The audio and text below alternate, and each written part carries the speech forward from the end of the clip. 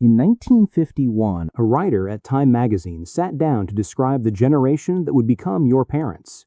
He didn't say they were lazy, didn't say they were angry, didn't say they were dangerous. He said they were silent. That generation went home, got married, had kids, and then they raised you. Now, if your parents were born somewhere between 1928 and 1945, this is exactly who we're talking about, the silent generation. And if that fits, keep watching, because this one's going to land. So before you spend another 10 years wondering why you can take apart a whole engine, but still flinch when someone asks how you're feeling, maybe the question isn't what's wrong with you. Maybe the question is, who taught you? Your parents were born somewhere between 1928 and 1945. Think about what that means for a second. If they were born in 1928, they were 1 year old when the stock market crashed and the Great Depression started. They didn't just hear stories about it, they grew up in it. No money, sometimes no food. Then, just when things got better, World War II, their older brothers went. Some didn't come back, and the ones who did come back didn't talk about it. Because in that world, talking about pain was weakness, and weakness could get you killed. Now, after the war ended, something else started, something called the McCarthy era. You might know it as the Red Scare. The government was convinced communists were hiding everywhere, and if anyone accused you of having the wrong opinions, your neighbor, your coworker, your boss, you could lose your job, your reputation, sometimes your freedom. So, what did your parents learn to do? Keep your head down. Don't say anything controversial. Don't make waves. That's not a parenting choice. That's a survival skill they learned before they even became parents. And here's where it gets interesting. When you go through something that scary, something that teaches you that speaking up is dangerous, it doesn't just change how you act, it changes what normal looks like. So when they had kids, when they had you, they didn't sit down and say, "I'll teach my children to be emotionally closed off." They just did what they knew. Now, you might think this is just a story about people being cold, but that's not what the data shows. Because the strange part? These same parents would drive through a blizzard to pick you up. They would work double shifts without telling you. They would go without, so you didn't have to. The love wasn't missing. It was just filed under a completely different category. There's a community of Gen Xers online who share memories of their silent generation parents, and one post made a lot of people stop scrolling. A Gen Xer wrote about how their mother scraped every last bit of butter off the foil wrapper, used every leftover chicken bone to make soup. Nothing went to waste. Nothing. And dozens of people replied with their own versions of the same story. At first glance, that looks like a frugality thing.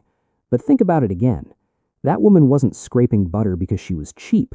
She was scraping butter because she remembered when there was no butter, and she was making absolutely sure her family never ran out. That was the love, right there in a foil wrapper. Your silent generation parent almost certainly never sat you down and said, "I love you and I'm proud of you." Not because they didn't mean it, but because in their world, showing up was the same thing as saying it. Working the job, fixing the car, making sure the lights stayed on, cooking the food. That was love in action. They were speaking a whole language. You just weren't handed a dictionary. Researchers who study this kind of parenting, where parents are emotionally distant, don't explain themselves, and don't talk about feelings, found that kids raised in those homes were significantly more likely to suppress their own emotions as adults. Not because they were damaged, but because they were copying the only example they had. You watched your parents handle everything without complaining, so you decided that's what strength looks like. You brought that into every job, every relationship, every moment someone asked you, "Are you okay?" And you said, "I'm fine," even when you weren't. You brought that into every job and every relationship, saying, "I'm fine," because that's what strength looked like to them. But if you're tired of just surviving and you want to finally understand the silence you inherited, there's a resource for you. I put a link in the description to the Silent Generation Parent Manual. It breaks down exactly why you're wired this way, so you don't have to carry it alone. Link is in the pinned comment. Pew Research called Gen X, called you, savvy, skeptical, and self-reliant, said you might not give much of a hoot what others think of you. They meant it as a compliment, and they were right about the trait. But they didn't ask where it came from. Because here's what nobody talks about. It's not just that your parents didn't say, I love you much. It's that growing up around that silence taught you something specific about approval, something that has been running quietly in the background of your brain for about 40 years now. Here's something that happened in a lot of Gen X childhoods that nobody names properly. You did something, got good grades, won something, built something, and you brought it home. And your silent generation parent reacted the way they'd always reacted to good news. Quietly. Maybe a small nod. Maybe that's good. Maybe just a pause before they went back to whatever they were doing. And because they never told you what the bar was, never said this is what proud looks like, you didn't know where the bar was. So you moved it higher and higher and higher. Researchers who study cold, withholding parenting found a consistent pattern across the board. If a child never clearly hears when they've done well, if the signal is always quiet, always vague, they grow up with a permanent question mark where the approval should be. They don't trust the wins. They don't sit comfortably in the good moments. They move straight to what's next, what's still wrong, what more do I need to do? Because nobody showed you how to sit comfortably in a win, you just moved straight to asking what's next. You've basically been running on an approval loop that never actually closes. If you want to finally learn how to accept that you've done enough, go ahead and grab the Silent Generation Parent Manual. Click the link in the description.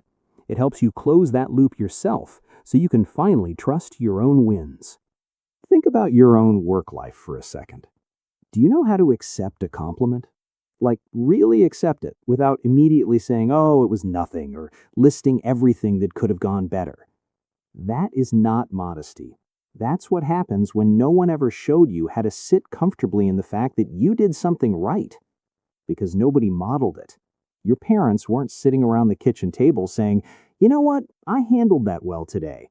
That would have felt like bragging, and bragging was dangerous. Remember, these were people who learned to stay invisible, so they didn't model self-acknowledgement. And neither did you. There's something quietly remarkable about this, actually. Gen X became arguably the most independently functional generation in modern American history. Built companies, started movements, created the internet as we know it. Larry Page, Sergey Brin, born 1973. They built Google. Gen X. Chad Hurley, Steve Chen, Jawad Karim. They built YouTube. All Gen X. Jimmy Wales. He built Wikipedia. Gen X. Did all of it without applause, without a lot of fanfare. And you know why? Because you never expected any. You didn't build things to be celebrated. You built things because the work was there and someone had to do it. That came directly from watching people who showed up every single day, no matter what, without asking for a trophy. The silent generation didn't get trophies. They got through the Depression. They got through the war. Getting through was the trophy. And they passed that work ethic to you like it was oxygen.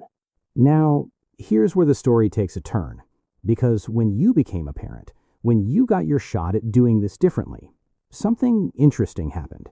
You went full opposite. There's a pattern that shows up across generations over and over again. Kids grow up, look at what their parents did, and they go the other direction. Think about the sequence. The silent generation parents lived through wars, rationing, and strict discipline, hard rules, hard lines, tough love by default.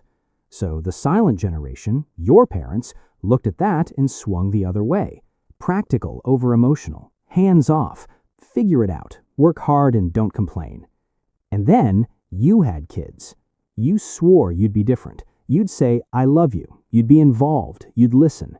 And by all accounts, you were. Gen X parents are genuinely some of the most involved, present, and communicative parents in recent history.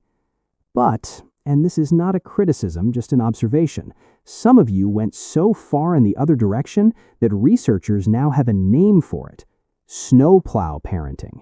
That's when you don't just protect your kid from problems, you remove the problems before the kid ever hits them. Flat tire? You go change it. Kid can't figure out an assignment? You do it.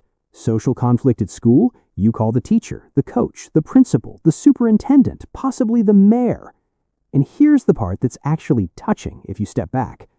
You're doing exactly what your parents did. Your parents protected you by providing, working, putting food on the table, making sure you had a roof. You protect your kids by being there, being the thing your parents weren't. Same love, different language. You swore you wouldn't pass down the silence, but finding the middle ground without overcorrecting and snowplow parenting is incredibly hard. In the Silent Generation Parent Manual, I actually walk you through exactly how to pass down your parents' toughness without passing down the silence. I even give you the exact words and conversation starters to help bridge that gap. Click the link in the description to check it out right now. Many Gen Xers have said something close to this out loud. We've been taking care of ourselves since we started school. We don't trust authority figures because they weren't trustworthy when we were growing up. We are not going to let this happen to our children, not for 1 second.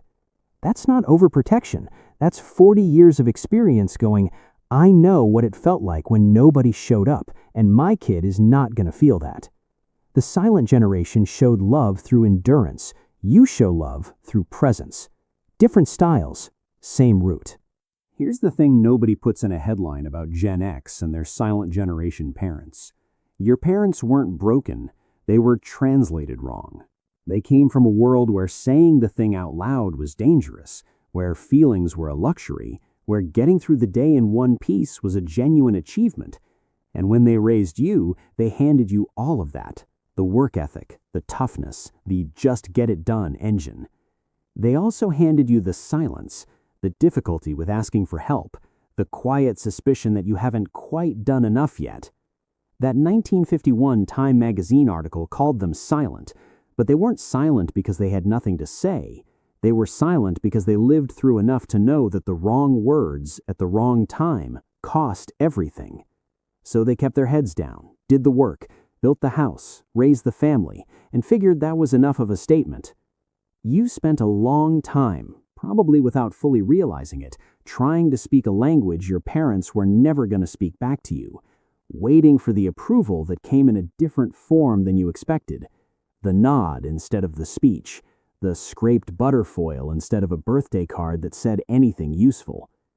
Now, I know 99% of people watching this are just going to keep their heads down, figure it out on their own, and enjoy the free content, and that is totally fine.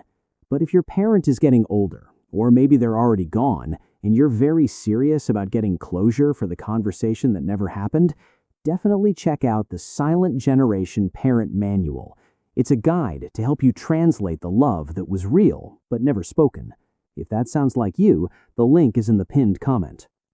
The thing that makes Gen X so hard to rattle, the adaptability, the self-reliance, the I'll figure it out gene, that came directly from being raised by people who figured it out under conditions you will probably never face. You didn't just survive a hands-off childhood. You built an entire operating system out of it. The world didn't ask your parents to be warm. It asked them to survive. They survived. Then they taught you how. And quietly, without a lot of applause, without a lot of fanfare, without a lot of words, so did you. They survived, and they taught you how to survive. But you don't have to keep running on that same survival programming. To get the manual they never gave you, click the link down below to get the Silent Generation Parent Manual.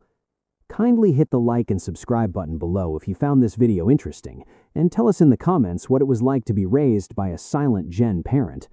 Go ahead and check out one of the videos on the screen next. I'm sure you'll love it. See you there.